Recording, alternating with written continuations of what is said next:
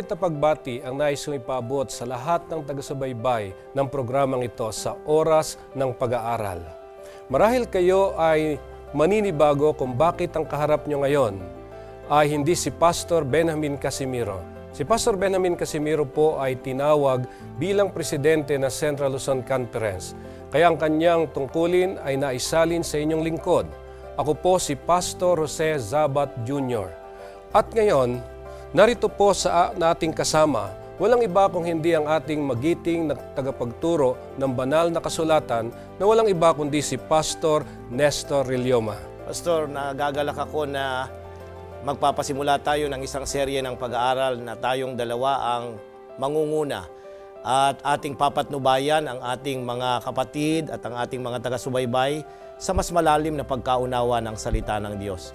Napakabuti na ang ating ministeryo ay nakakaabot sa iba't ibang dako ng sanlibutan, hindi lamang dito sa Pilipinas.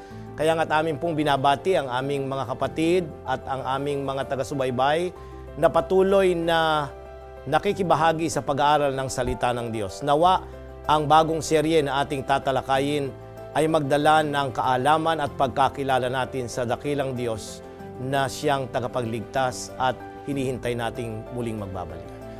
Tayo po ngayon, Pastor Rillioma, ay nasa ikalawang trimestre ng taong ito sa ating pag-aaral. At kagiliw-giliw ang topiko para sa trimestreng ito. Walang iba kundi ang aklat ni Mateo. So ang unang aklat ng Bagong Tipan, walang iba kung hindi ang aklat ng Mateo na mismong si Mateo ang siyang sumulat. Subalit sa pagkakataon pong ito, tatalakayin natin ang tungkol sa anak ni David. Pero bago natin talakayin ito, marahil dapat muna nating hilingin ang patnubay ng banal na Espiritu. Pastor, pwede po kayong manguna sa panalangin? Tayo po ay manalangin. Mahabaging Diyos na nasa mga langit, sa nakalipas na aming mga pag-aaral ay nagdala kayo ng pagkaunawa. Ang inyong diwang banal ang sumubaybay sa amin upang huwag kaming magkamali sa pagpapahayag ng inyong salita. Sa sandaling ito at sa oras na ito, ay nais naming muling hilingin na may kababaang loob ang patnubay ng inyong banal na Espiritu. Siya ang nagbigay ng kapangyarihan upang isulat ang inyong banal na aklat. At siya rin naming inaangkin na magdadala ng kaalaman at pagkaunawa sa bawat isa na nakikinig at sumusubaybay sa programang ito. Patnubayan po ninyo kami ni Pastor Sabat, nawa ang aming pagtalakay ay magiging pagpapala at magdadala ng kaalaman na lalo kaming makilala ang aming Panginoong Hesus na siyang daan at katotohanan na maaari naming pagsanggalang sa lahat ng mga pagsubok sa buhay. Ingatan kami sa aming pagpapahayag ng inyong salita sa sandaling ito sa pangalan ng Panginoong Hesus. Amen. Ating pong umpisahan ang ating pag-aaral sa pamamagitan ng talatang nasusulat sa Mateo Kapitulo 1, talatang 21. Ganito po ang siyang sinasabi. Mateo Kapitulo 1, talatang 21. At siya'y manganganak ng isang lalaki at ang pangalang itatawag mo sa kanya'y Jesus, sapagkat ililigtas niya ang kanyang bayan sa kanilang mga kasalanan. Napakaganda ang pag-uumpisa nitong si Mateo sa kanyang pagsulat sa aklat na ito.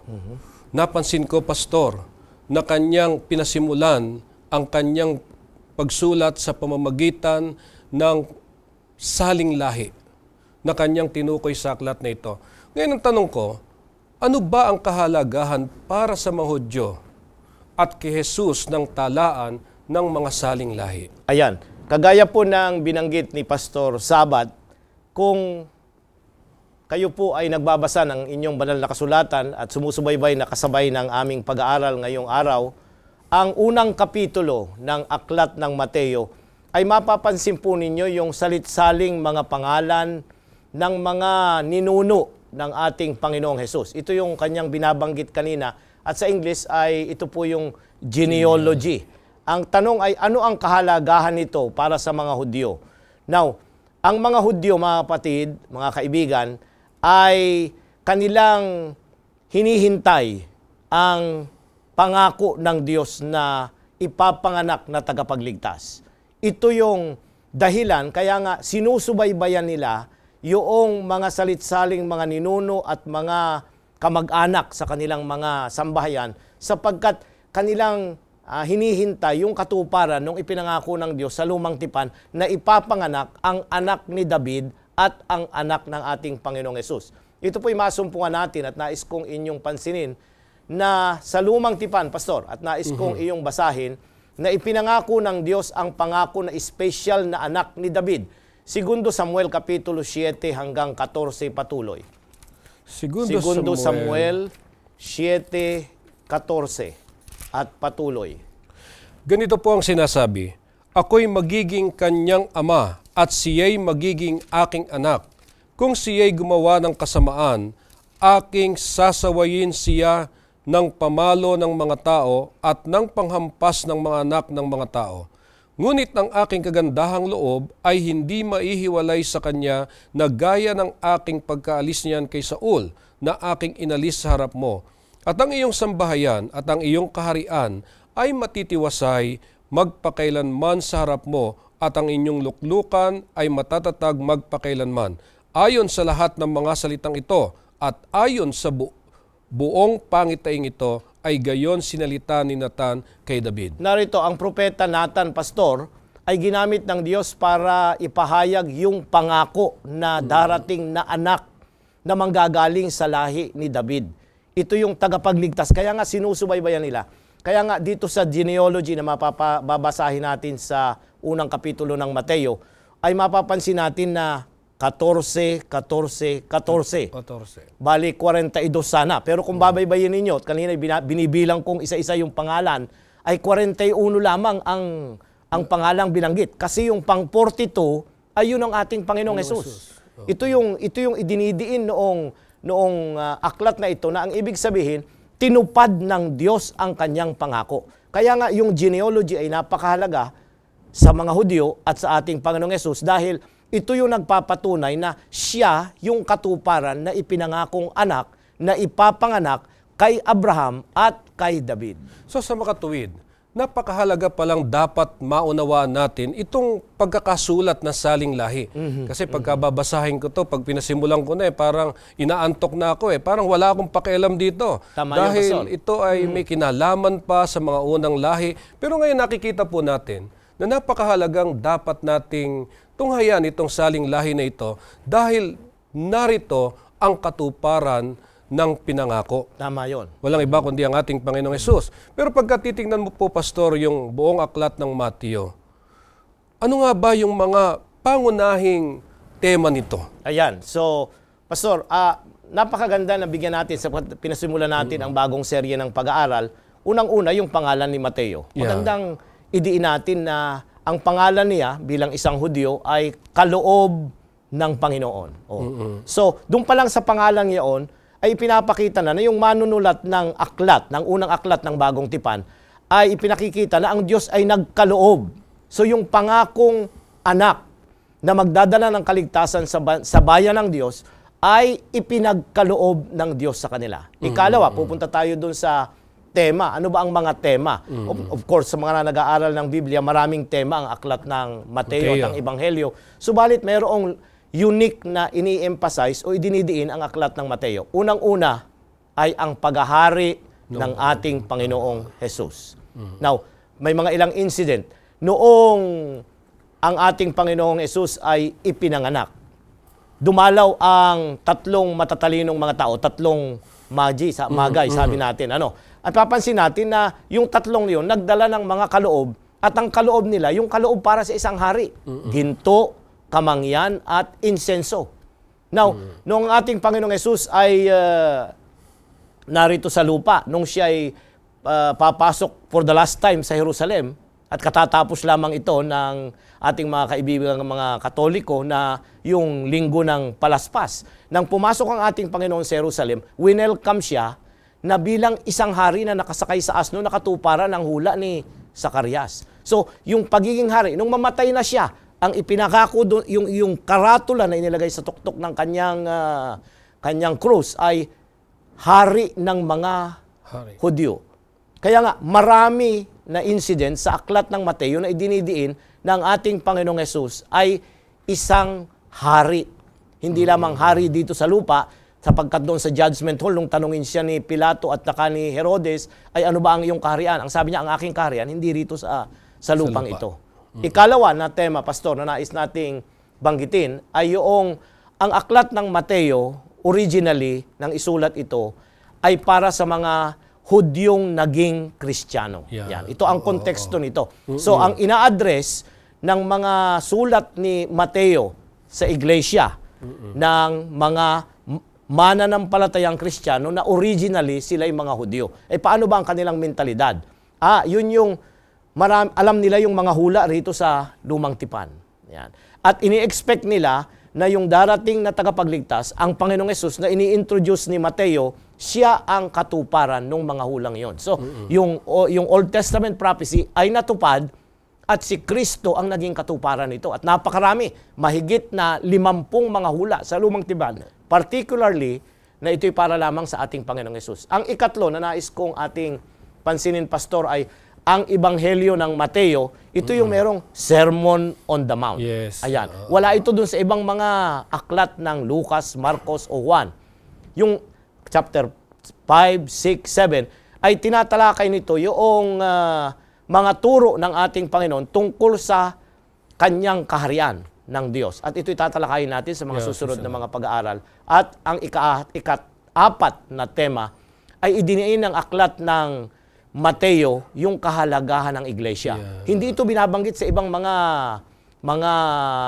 aklat ng Ebanghelyo, subalit sa aklat ni Mateo, kanyang idiniin na ang iglesia mula sa bibig ni Pedro ay sinabi niya na ikaw ang Kristo, ang darating na Mesiyas.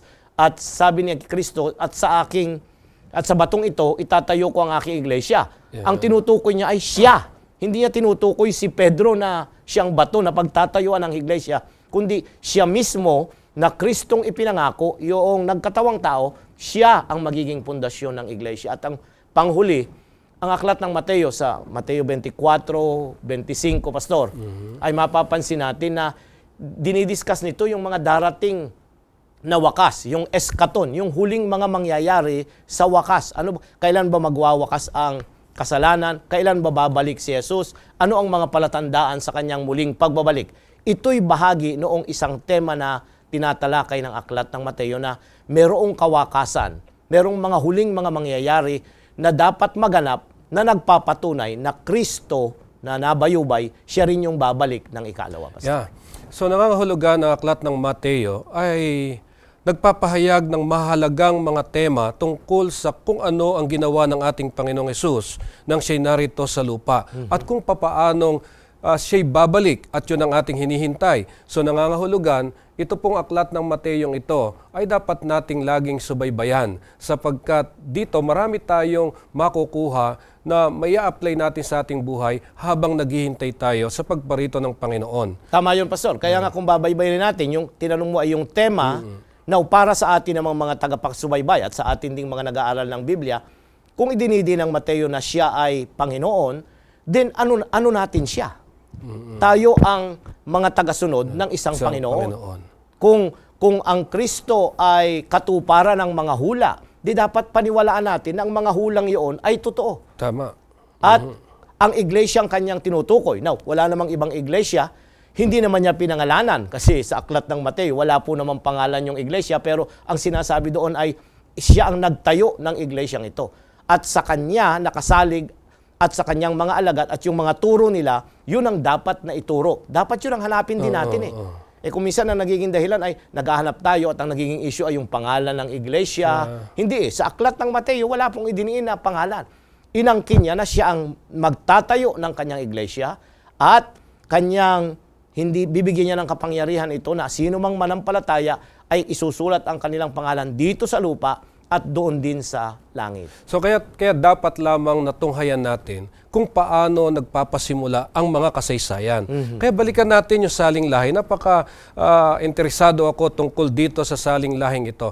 Dahil hindi lamang si Mateo ang siyang nagsulat ng saling lahi, Tama yun, kundi Pastor. pati si Lucas, siya rin ay may sinulat tungkol sa saling lahi. Ayan. So, ano ho ang tanging pagkakaiba nung talaan ng aklat ni Mateo at ng talaan naman ng aklat ni Lucas? Unang-una sa lahat, Pastor, ating pansinin. Maganda ang ating obserbahan sa Kapitulo 1 at ihambing natin yung Lucas Kapitulo 3 kasi yun yung talaan din ng mga salit-saling lahi sa aklat ng Lucas. At pansinin natin, okay? Sa Kapitulo 1, talatang 1, saan po ito nagsisimula? Yung listahan ni Apostol Mateo. Talatang 1, okay? 2. Ang sabi dito, naging anak ni Abraham si Isaac, at naging anak ni Isaac si Jacob, at naging anak ni Jacob si Juda, at ang kanyang mga kapatid. Narito, Pastor, ang pinagsimulan ay Abraham. Kung pupunta tayo sa Lucas, Pastor, Kapitulo 3, pabaliktad naman. Kasi kay Mateo, mapapansin mo, nagsimula siya doon sa pinakaninuno. Pero dito kay Lucas, hindi siya nagsimula sa pinakaninuno. Yun yung pinakahuli niyang binanggit. Talatang 38. Ang sabi dito, ni Enos, ni Seth, ni Adam, at ng Diyos. Now, hindi siya nagsimula kay Abraham na ama ng pananampalataya, na ama rin ng tatlong malalaking relihiyon ngayon. Ang Kristyanismo, ang Islam, at ang Judaismo. So, si Abraham kinikilala ng itong malalaking relihiyon na ito na siya yung ama ng pananampalataya.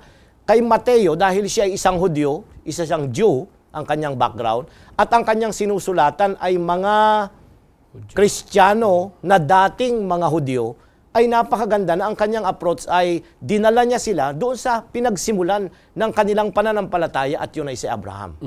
Dito naman kay Lucas, bagamat si Lucas ay hindi po Hudyo. Siya ay isang hintil.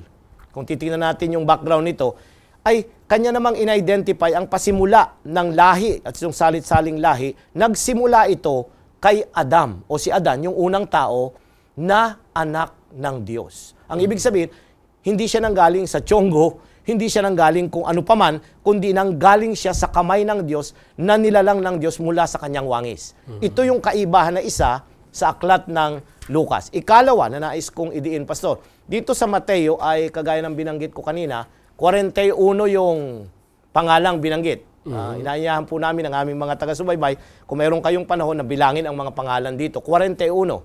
Pang-42 ang ating Panginoong Hesus. Dito sa Lucas, kung babaybayin po ninyo, ay mas maraming pangalan na binanggit. 71. 71 pangalan ang nakatala dito.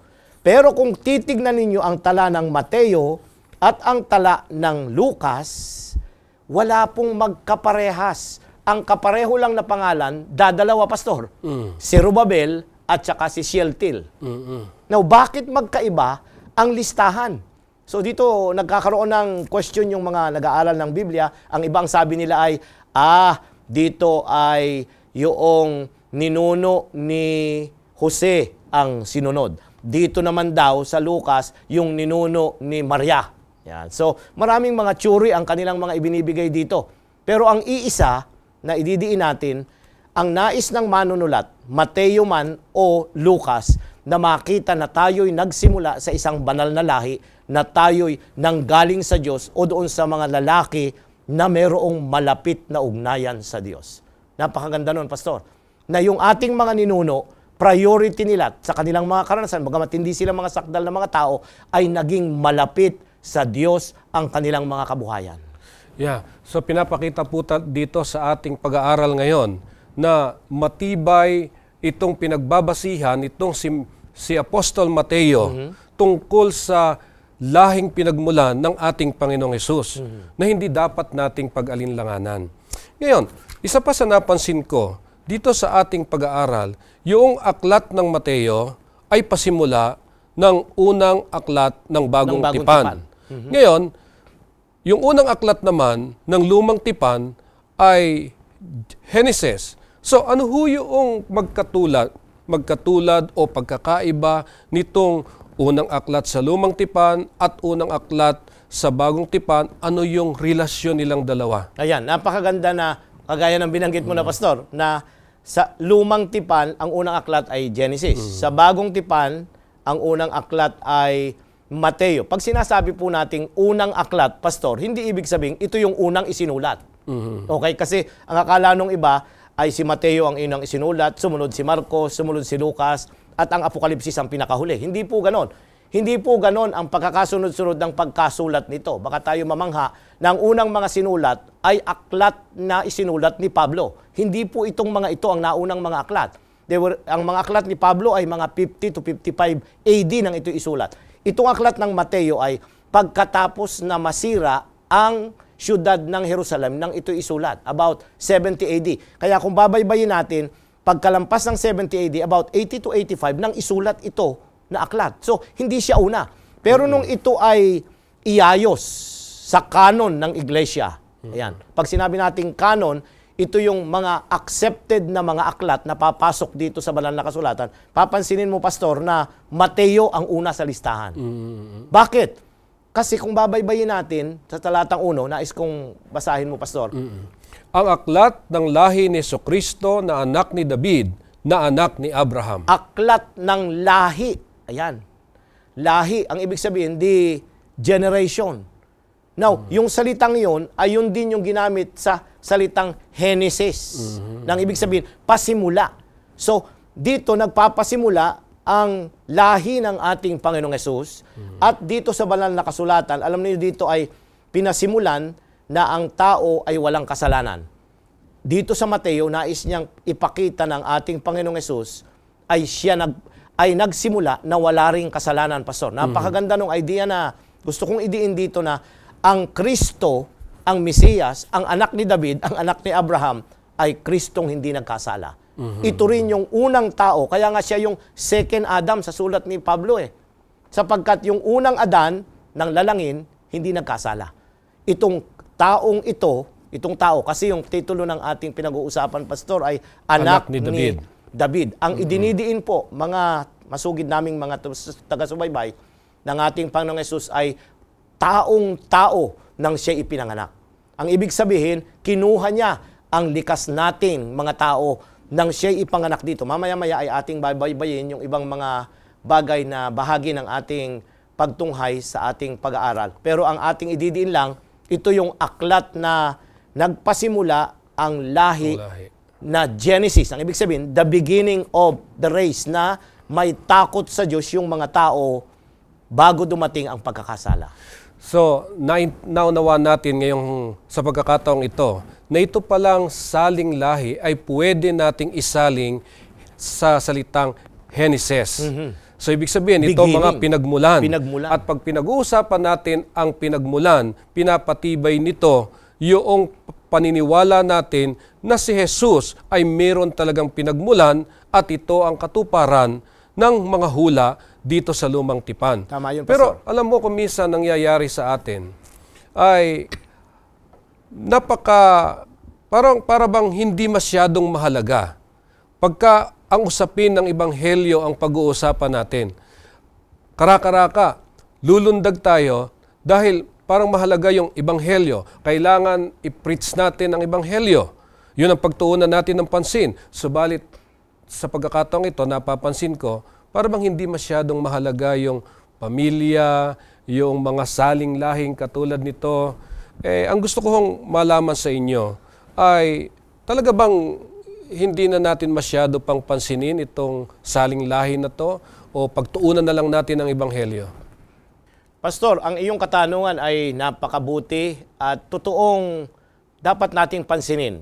Unang-una, kapag ang pinag-uusapan ay ang ating mga sambahayan o yung pinanggalingan at mga ninuno ng ating mga sariling mga sambahayan, ipinagmamalaki natin kung mahusay, maayos ang pinagmula natin. Subalit kung ang pinagmulang sambahayan ay hindi maganda, may record sa lipunan at ikinahihiya ng karamihan, ay hindi tayo nagiging mapagmalaki.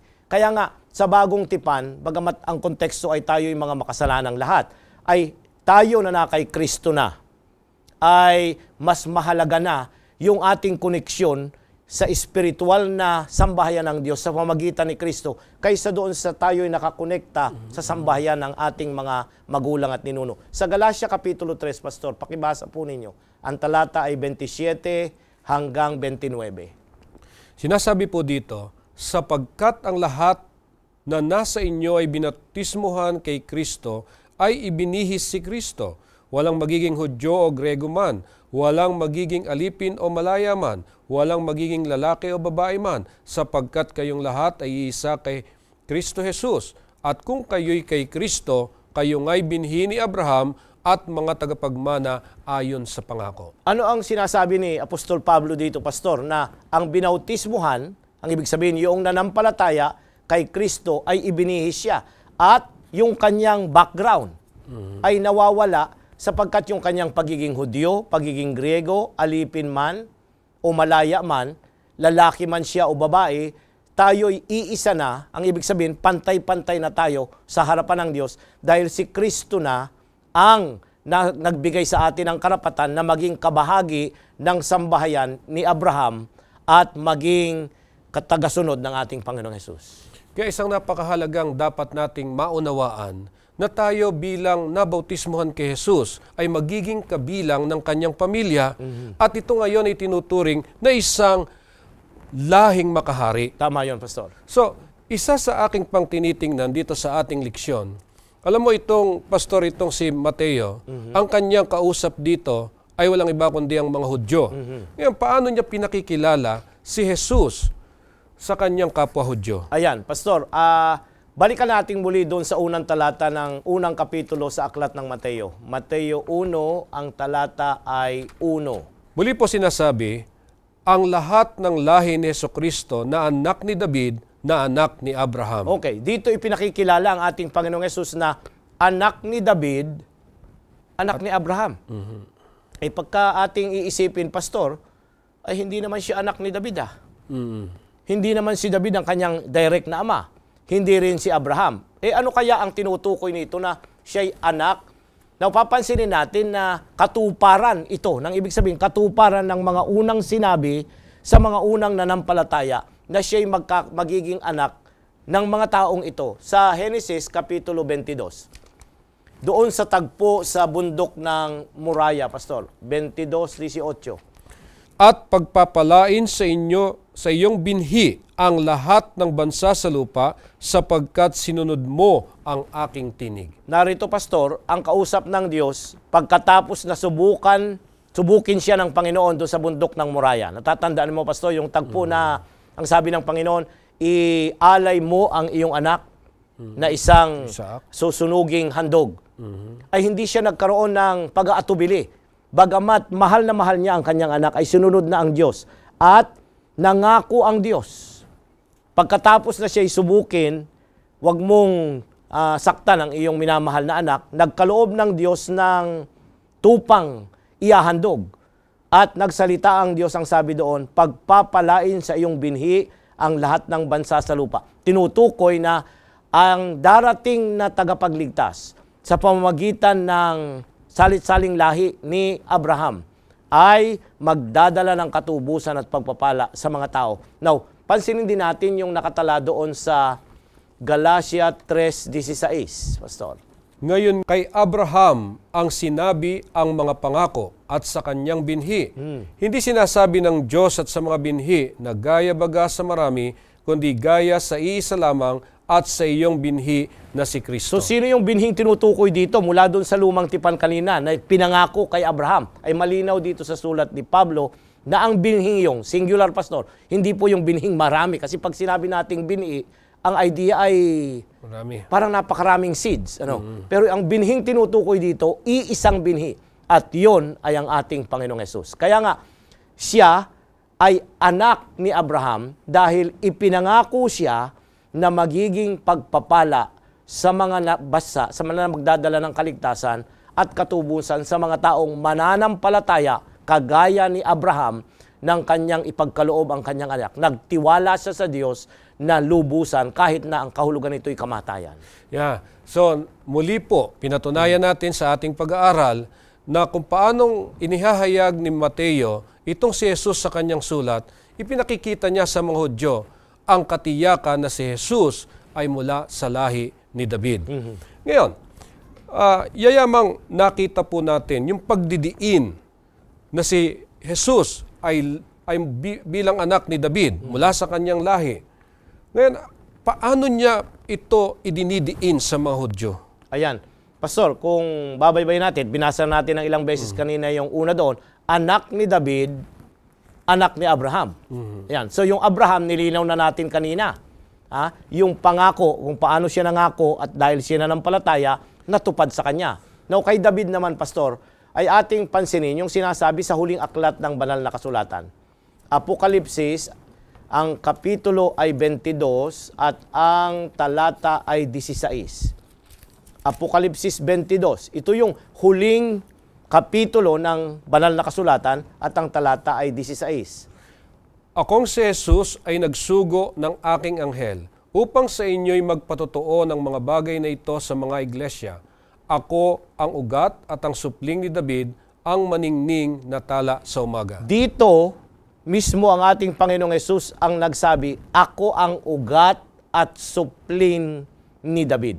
So, hindi lamang isinulat ni Mateo yung katuparan na siya yung magiging anak ni David na tagapagligtas, kundi ang ating Panginoong Hesus, inamin niya mula dito sa tala ni Juan sa Apokalipsis na siya yung ugat, the root, and yung supling ni David na nagniningning na tala na magdadala ng kaligtasan sa mga tao at magdadala ng katotohanan. So isa pong napakagandang pangako ito na nagkaroon ng katuparan sa bayang Israel at maging sa atin na ngayon may kinikilala tayong Mesiyas na walang iba kundi ang ating Panginoong Hesus. Ang ating pag-aaral ay nakatuon doon sa mga sasaling lahi. Meron tayong makikita dito na mula doon sa lahi ni Abraham hanggang doon sa ating Panginoong Hesus, tanging-tangi na nasulat walang iba kung hindi ang tungkol sa 4 na babae. Ayan. Paano hong nalinya ang 4 na babaeng ito? Ito po ay parang kung ikaw ay nagbabasa ng literature ng mga Hudyo, parang ito'y kakaiba, Pastor, na paraan ng paglalagay ng salit-saling lahi. Kasi unang-una, babae. Napakababa ng tingin nila sa mga babae. Ikalawa, ang mga babaeng isinulat ni Mateo sa salit-saling lahi ng ating Panginoong Hesus ay hindi magaganda ang kanilang mga background o mga kasaysayan. Ating babaybayin maya-maya. At nais kong pansinin ninyo, ang sabi ron ay 4, pero 5 sila. Pastor, isasama natin dyan yung ina niya, si Maria. Okay? So, sa talatang iisa-isin, baybayin natin, Pastor. Talatang 2, 3, 4, 5, 6 at 16. So, hindi lang 4 yung pangalang babanggitin dito o mga babaeng binabanggit sa aklat ng Mateo, kundi 5 sila. Okay? Talatang 2 hanggang 6 at 16. Okay. At naging anak ni Abraham si Isaac, at naging anak ni Isaac si Jacob, at naging anak ni Jacob si Juda at ang kanyang mga kapatid. At naging anak ni Juda kay Tamar si Fares at si Zara, at naging anak ni Fares si Esrom, at naging anak ni Esrom si Aram, at naging anak ni Aram si Aminadab, at naging anak ni Aminadab si Naazon, at naging anak ni Naazon si Salmon, at naging anak ni Salmon kay Rahab si Boaz, at naging anak ni Boaz kay Ruth si Obed, at naging anak ni Obed si Jesse, at naging anak ni Jesse ang haring si David, at naging anak ni David si Salomon doon sa naging asawa ni Urias. At naging anak ni Jacob si Jose, asawa ni Maria, na siyang nanganak kay Jesus na siyang tinawag na Kristo. Baybayin natin, Pastor, kasi 5 mga babae yung binanggit dito. Unang-una, talatang 3, yung Tamar. Tamar. Ayan. Ikalawa ay yung Rahab sa talatang 5. At pagkatapos noon, si Ruth. At pagkatapos noon, hindi po binanggit yung Bathsheba, pero asawa ni Urias. So, yun yung Bathsheba na alam natin yung kasaysayan sa Lumang Tipan. At ang panghuli ay yung Maria na asawa ni Jose. Ngayon, Pastor, ay siguro bigyan natin ng kaunting background itong mga babaeng ito. So, unang-una, babae sila. Bakit sila napasama dito? Sa mga Hudyo, ay talagang tabu yan eh. Hindi dapat yan isasama sa listahan. Kasi mga lalaki lang dapat ang merong karapatan na maging kabahagi ng birthright. Ito yung yung birthright, yung magiging ancestor ka noong darating na tagapagligtas. Pero dito, binanggit ni Mateo, una, si Tamar. Si Tamar, hindi siya Hudyo. Isa siyang Canaanite. Okay? Papansinin mo, pastor, na asawa siya ng 2 anak ni Huda. Namatay yung mga anak. Ipinangako dahil wala siyang anak na ibibigay yung ikatlo. Kasi ito yung tradisyon ng unang panahon Ito yung tinatawag nila na pwedeng yung namatay na kapatid mo, ikaw ang sasalo kung wala ka pang asawa. So ginawa iyon, ipinagkaloob yung ikalawang anak. Pero yung sa ikatlo, ay batang-bata pa naman yung ikatlong anak. Kaya anong nangyari? Para matupad yung magkaroon siya ng offspring, ng mga anak, ay nagpanggap siya na isang patutot o isang mababang lipad na babae at nakipag-niig siya kanino? Kay Huda. At sa kasaysayan ay nabuntis ang Tamar na nagkaroon ng anak kay Huda. Parang hindi maganda, biyanan at inanakan yung kanyang manugang. Parang hindi maganda. Talagang hindi maganda. Tapos ang susunod naman ay si Rahab, isa ring prostitute. Pero itong Rahab na ito noong salakayin yung siyudad ng Jericho, natatandaan mo, pastor, siya yung tumulong doon sa 12 spy na itinago niya sila nung sila pinaghahanap ng mga sundalo. Okay? Now, meron din dito, at hindi rin maganda ang kanyang background, at yun ay yung naging asawa ni Urias sa talatang 6, at yun ay si Bathsheba. Alam natin ang istorya nito na ipinapatay ni David sino? At si Urias para siya ay para makuha niya ang babae at maitago yung kanilang pagkakamali nang kunin niya si Bathsheba, pero namatay din yung kanilang anak. At yung pinakahuling babae, pastor, at yun ay si Maria. Si Maria na naging ina ng ating Panginoong Hesus. At hindi, parang sa bagong tipan, mapapansin niyo na ang Mariang ito, yung Birhing Mariang sinasabi natin, ay biglang nagbuntis. Parang hindi napakaganda, hindi ba, na out of wedlock ang ating Panginoong Hesus ipinagbuntis na hindi pa naman sila ikinakasal ni Jose. Kaya ang background ay parang hindi maganda. At nais kong pansinin niyo na ito'y isinadya ni Mateo na isulat dito sapagkat nais niyang makita na ang lahi na pinanggalingan ng ating Panginoong Hesus unang-una, hindi sakdal. May mga kapintasan, may mga kasalanan, subalit hindi yun ang balakid kung ating hahanapin ang Panginoon at tayo'y magsisisi sa ating mga lakad at susunod sa kanyang banal na kalooban, pastor. Yeah. Actually, tayong lahat hindi lang itong mga nasulat sa lahing ito na sinasabi ni San Mateo, mayroong tayong mga pagkakamali, mayroong tayong kani-kaniyang depekto. Pero ang pinakamagandang balita dito, tinanggap tayo ng ating mahal na Panginoong Hesus. At yayamang kanya tayong tinanggap, dapat din nating magawang tanggapin yung iba. Maganda yun, pastor. Yeah. Napakaganda nung idea yun. Kasi, kunwari, meron tayong katulong na nagkamali. Ano ang trato natin sa ganitong mga tao? Meron tayong kaalib sa iglesia na nagkamali. Nagpunta sa abroad ang misis o si mister, naiwan dito. Alam natin, hindi na exempted ngayon ang mga kaalib ng iglesia. Ang anak ng isang manggagawa ay uuwi at sasabihin siya ay buntis. Itinatago natin kung minsan Dahil ano? Dahil tayo'y nahihiya. Yun yung term, pastor Ikinahihiya natin yung kamalian ng iba. Oo, tama yon. Ang kasalanan hindi dapat ipagmalaki. Pero, dito sa pabalita ni Mateo, ang kanyang sinasabi, oo, nagkasala ka, nagkamali ka, pero hindi ito ang wakas ng lahat ng bagay. Yeah. Meron kang pag-asa pag ikaw ay nasa Panginoong Hesus na nais mong mabago. Bagamat ang background na hindi mabuti, but the future can be changed. Ang resulta nito ay pwedeng baguhin kung si Kristo ang mangunguna sa ating buhay. Alam niyo po kung minsan, pagka may mga taong nagkamali o di kaya nakagawa ng kasalanan, parang napakahirap para sa atin na lumapit sa kanila, kundi tayo lumalayo o ayaw nating tanggapin sila sa ating sirkulo. Dito sa pinag-aaralan natin, nakita ko yung kahalagahan kung bakit idinidiin ni Mateo yung mga pangyayari doon sa mga babaeng isinama niya sa saling lahi. So kaya nga gusto ko pong lalo nating maidiin sa pagkakataong ito, yung mga leksyon na tinuturo tungkol sa 4 na mga babae o 5 mga babae na nasabi sa saling lahi. Tama yun, pastor. Kasi ipinapakita nito na hindi perpekto ang pinanggalingang salit-saling lahi ng ating Panginoong Hesus. At pinahintulutan ng Diyos ito. Hindi ito inilingid sa kaalaman natin na ang mga ninuno ng ating Panginoong Hesus ay may kasamang mga babae na ang kanilang mga moralidad ay hindi mabuti.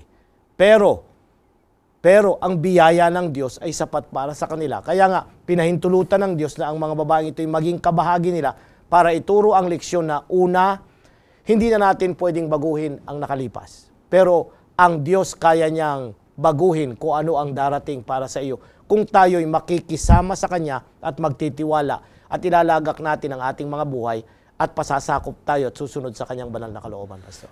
Kaya nga, mga kaibigan, napakahalaga na matutunan natin kung tayo man ay may mga pagkukulang, may mga pagkakamali, wala pong dahilan para lumayo tayo, kundi lalo tayong lumapit doon sa biyayang iniaalok sa atin ng ating Panginoon. At doon naman, sa nakakaunawa nitong bagay na ito, lalo nating lapitan yung mga taong nagkakamali at ipadama natin sa kanila na tayo rin ay may mga depekto pero minahal tayo ng Diyos. Amen. Na tayo dapat mabuhay sa Kanyang biyaya. Tama yun, Pastor. Yeah. Kasi ang tendency ay pag isang tao ay hindi maganda ang kanyang background, ay sasabihin natin, ayoko makisama dyan sa mga yan. Kasi yung kasabihan nga na the same feather flocks together. O ang ibig sabihin, ay yung mga yan, magkakasama yan kasi pare-pareho sila ng ugali, pare-pareho sila ng background, broken family, o kung ano-ano pa man. Pero hindi dapat eh.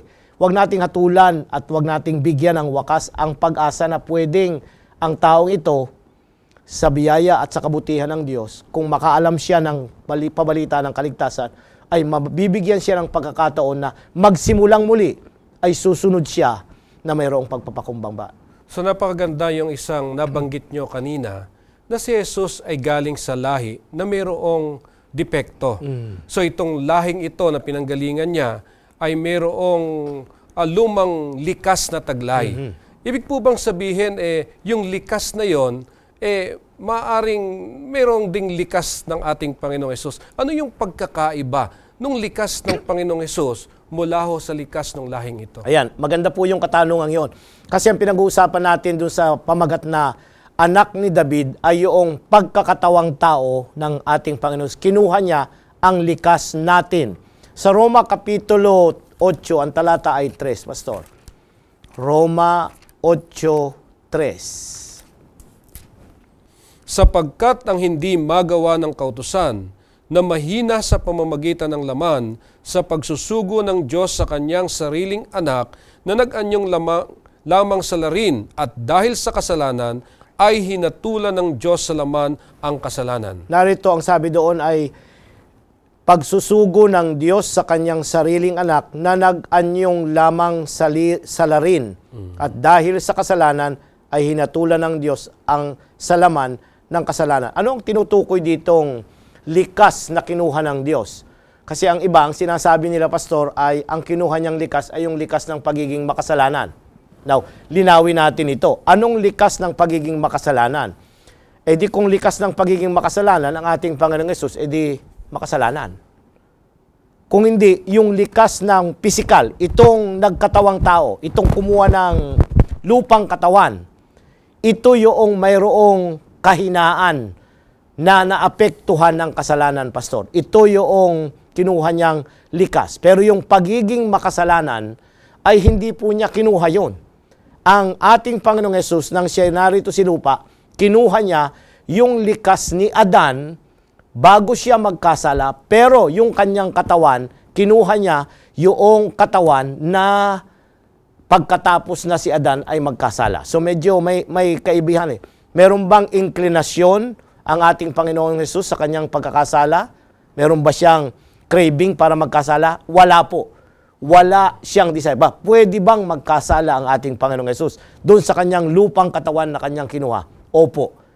Maaari siyang magkasala kagaya ni Adan at Eva nang siya'y tuksohin. Pero hindi siya natukso dahil siya yung nagbanumbalik noong likas na sinira at nahulog sa kasalanan na ibinigay kay Adan at Eva sa pasimula. So, Actually, yan ang mithiin natin. Magkaroon tayo ng likas ng katulad ng ating Panginoong Hesus. Subalit, paano ho natin gagawin yung maging katulad ng kanyang likas? Ayan, unang-una sa lahat, ang sikreto ng ating Panginoong Hesus ay nagpapasakop. Daily surrender sa kanyang Ama. Alam niyo, maraming tukso sa lahat ng bagay. Tingnan natin doon sa Hebreo 2, Pastor. Hebreo 2, ang talata ay 14 at 16. Dahil sa ang mga anak ay mga may bahagi sa laman at dugo, siya na may gayon ding nakabahagi sa mga ito, upang sa pamamagitan ng kamatayan ay kanyang malipol yaong may paghahari sa kamatayan, sa makatwid ay ang dyablo, at mailigtas silang lahat na dahil sa takot sa kamatayan ay nangasa ilalim ng pagkaalipin sa buong buhay nila, sapagkat tunay na hindi niya tinutulungan ang mga anghel, kundi tinutulungan niya ang binhi ni Abraham. Narito, Pastor, ang sabi rito ay kinuha niya at nakibahagi sa laman at dugo. Ito yung hindi maunawaan ng ilang mga nag-aaral ng Biblia. Bakit nagkatawang tao ang anak ng Diyos? Cor Deus homo, sabi sa Latin. Na ang ibig sabihin ay, bakit nga nagkatawang tao? Bakit kinakailangan? Kasi ito yung mamamatay. Ito yung kinakailangang dumanas ng kamatayan. Hindi naman Diyos ang nagkasala, Pastor. Ang nagkasala ay tao. Kaya ang kanyang ililigtas, kagaya dun sa ating susing talata kanina, tatawagin ang kanyang pangalang Jesus, sapagkat ililigtas niya ang kanyang bayan mula sa kanilang mga kasalanan. Paano niya ililigtas? Sa pamamagitan ng pagkuha ng laman at dugo na pwedeng mamatay. Dahil dun sa kamatayang yon, yun ang magiging kabayaran ng kasalanan na ginawa ng tao mula sa pasimula. Kaya nga, hindi niya kinuha ang likas ng anghel, hindi niya kinuha ang likas ng mas mababang Diyos o ano paman, kundi ang kinuha niya ay yung taong nagkasala upang sa paraan ng kamatayan ay magapi niya yung pagsalangsang at kamatayan na naging bahagi ng kasalanan ng tao. Yeah, yan ang mga punto na dapat nating alalahanin. Dahil kahit kailan, hindi natin kayang maging katulad ng Panginoong Hesus. Pero dahil sa pinili niya na tumungo sa lupang ito upang sa ganon ay kanyang ibigay ang kanyang buong sarili para sa atin, yung kanyang likas na yon ay kanyang ino-offer sa bawat isa sa atin. Tama yun, Pastor. So, kaya't isang napakahalagang bagay na ito na kapag tinanggap natin yung ino-offer ng Panginoong Hesus, maaring yung kanyang likas ay maging likas din natin. Tama yun. Yung full dependence natin sa Kanya, yung character development na nangyayari kapag tayo'y nagpasakop at nanampalataya sa Kanya, yung reproduction, yun yung ginagamit nating terminolohiya yung reproduction ng character ni Kristo nangyayari sa magitan ng pagsunod natin sa Kanya at sa katotohanan ng Kanyang itinuro sa atin. So kaya nga, alisin natin ang anumang pagdududa sa ating pananampalataya, kundi ibigay natin at isuko natin ng buo ang ating sarili sa Kanya.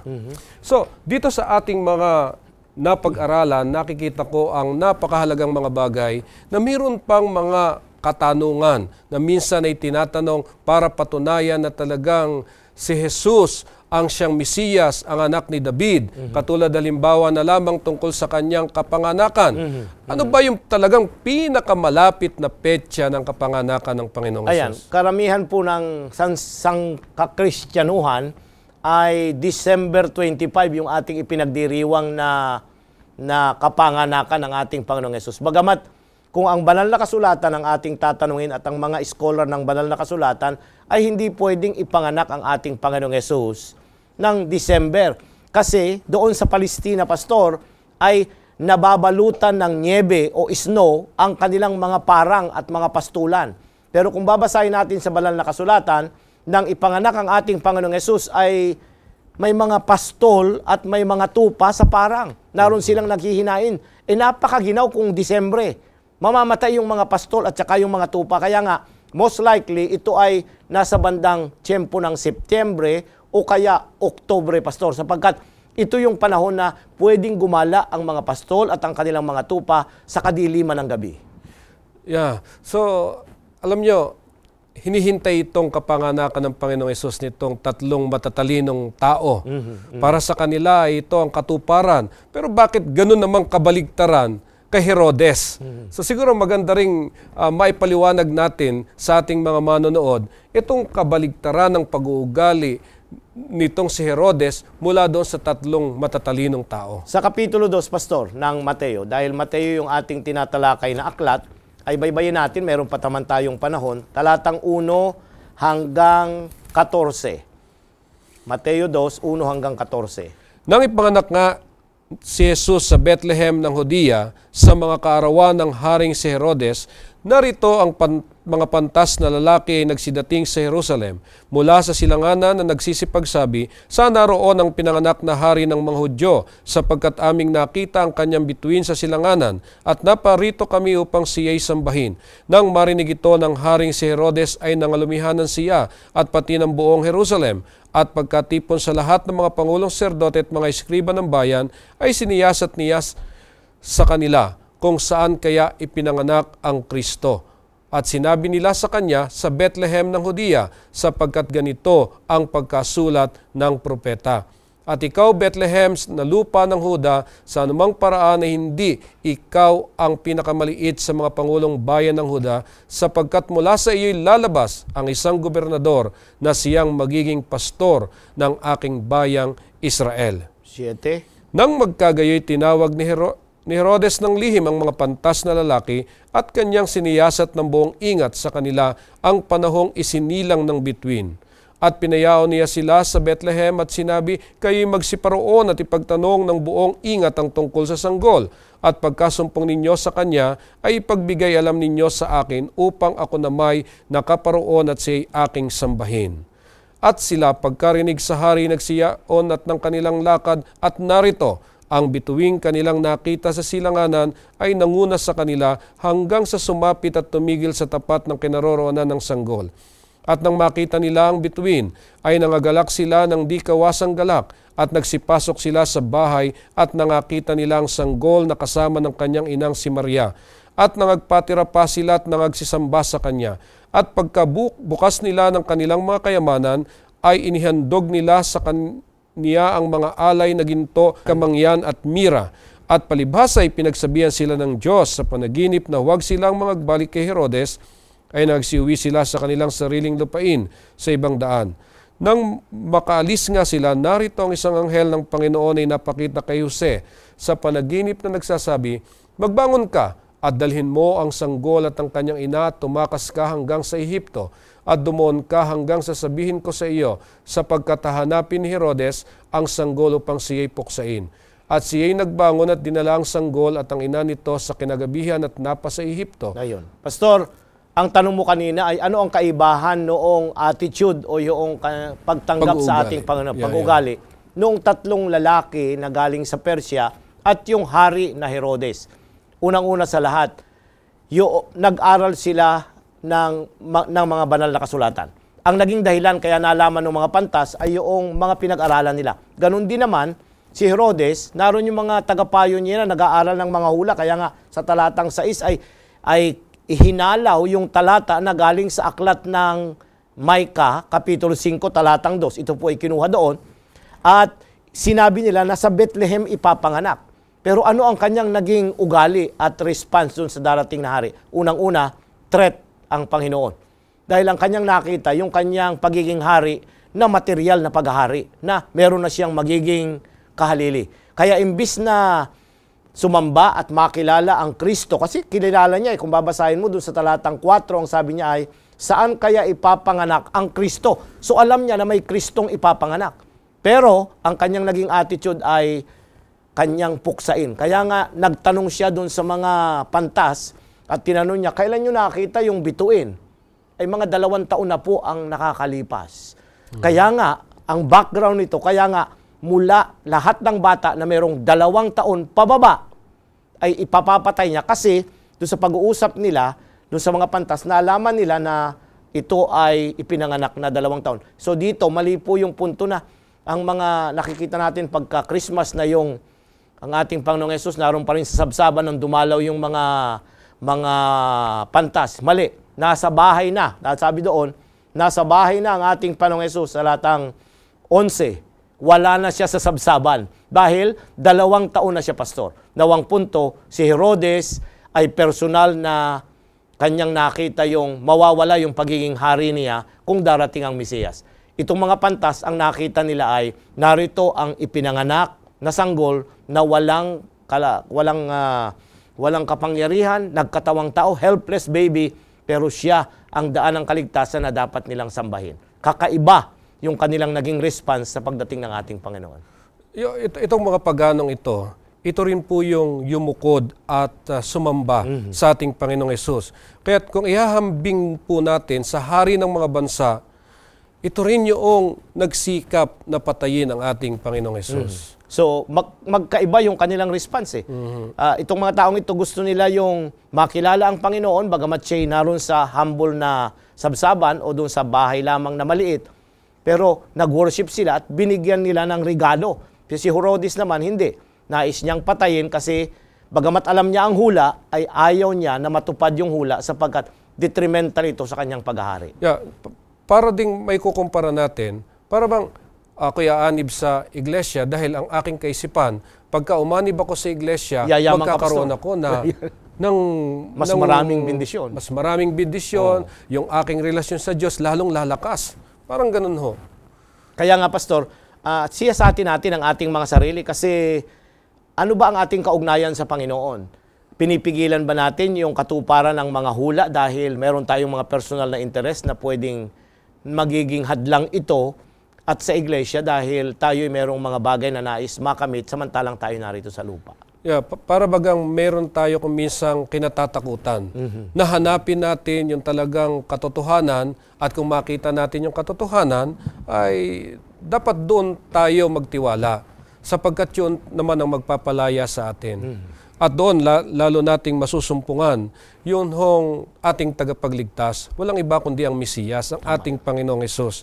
Ngayon, merong iba na nagsasabi, ay hindi mo naman kayang iligtas yung iyong sarili. Kaya hinahanap natin ng iba't ibang paraan kung saan natin pwedeng makamit yung kaligtasan. Kaya nga may ibang mga kamalian minsan, pastor, na narito kaligtasan, dito ako papasok. O di kaya ito gagawin ko para ako'y maligtas. Kasi ang totoo, wala tayong kakayanan mailigtas ang ating mga sarili. Tama yun, pastor. Kasi ang kaligtasan natin ay wala sa ating mga sarili, kagaya ng inyong binanggit, kundi naroon sa ipinangako na magdadala ng kaligtasan. Balik tayo doon sa talatang sauluhin natin, pastor. Ang sabi sa Mateo 1:21. Napakaganda ng talatang yun at huwag nating kakalimutan.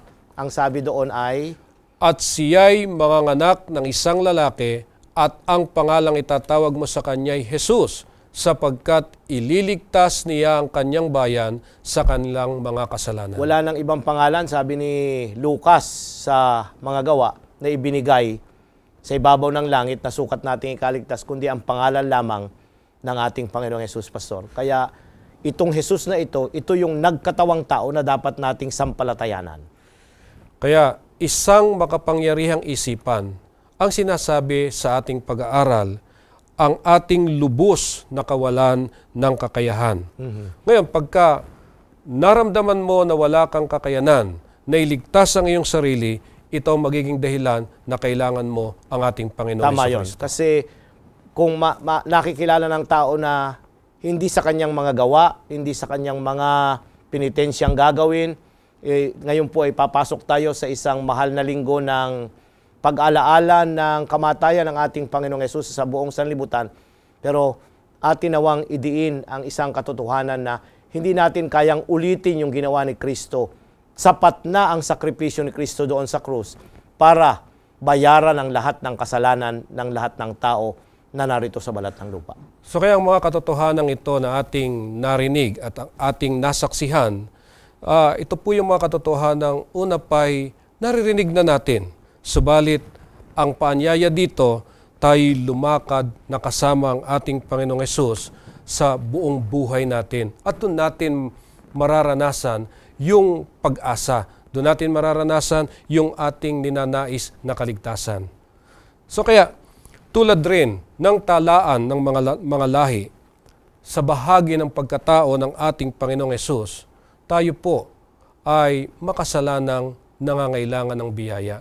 Yung mga taong nabanggit natin, yung mga binaybay natin mga tao, sila yung mga taong may depekto rin katulad natin. Pero ito yung mga tao na maaring nung una hindi nila tunay na tinatanggap ang ating Panginoong Hesus, ang siyang Mesiyas. Subalit tayo na siyang mga sumunod sa kanila na nakarinig ng pabalita, maaari po natin siyang tanggapin bilang ating tagapagligtas. Tama po yun, Pastor. Sa ating mga masugid na mga taga-subaybay, ang pagsisimula ng pag-aaral sa aklat ng Mateo ay ipinahayag na ang Kristo'y naparito at nagkatawang tao. Pumasok siya sa kasaysayan sa magitan ng mga lalaki at babae na hindi rin sakdal upang ipakita na ikaw at ako'y pwedeng maging kabahagi ng kanyang sambahayan. Marami man tayong kapintasan, Pastor, tatanggapin tayo ng Panginoon at bibigyan ng kapangyarihang magtagumpay kung siya'y nasa ating mga buhay. Kaya ang ating dalangin, Pastor Relioma, ay ang mga pundasyong ito, huwag po nating kalilimutan habang naglalakbay tayo sa sanlibutan ito patungo sa langit na bayan. So sa pagkakataong pong ito, ay atin pong tatapusin ang ating pag-aaral sa pamamagitan ng isang panalangin. So nais ko po kayong anyayahan na tayo manalangin. Dakila po naming Diyos, aming Ama na nasa langit, maraming salamat, sinugo niyo ang aming Panginoong Hesus na sa pamamagitan niya, nagbigay ng pag-asa sa bawat isa sa amin na mayroong depektong pag-uugali, na mayroong kahinaan, ng lahat ng ito ay kayang takpan ng biyaya ng aming Panginoong Hesus. Kaya sa pagkakataong ito, Panginoon, nais po naming anyayahan ng bawat isa na kaming lahat sama-sama naming tanggapin ang biyayang ito at siya'y makasama namin sa paglalakbay namin sa sanglibutang ito. Pagpalain niyo po ang lahat ng sumaksi sa aming pag-aaral. Ito pong aming hiling sa pangalan ni Jesus. Amen. Maraming salamat sa iyo, Pastor Relioma, sa inyo pong pagbibigay ng panahon sa ating pag-aaral ng leksyon at ganoon din sa lahat ng ating mga taga-subaybay. Sana po muli niyo subaybayan sa susunod nating pag-aaral. Marami pong salamat.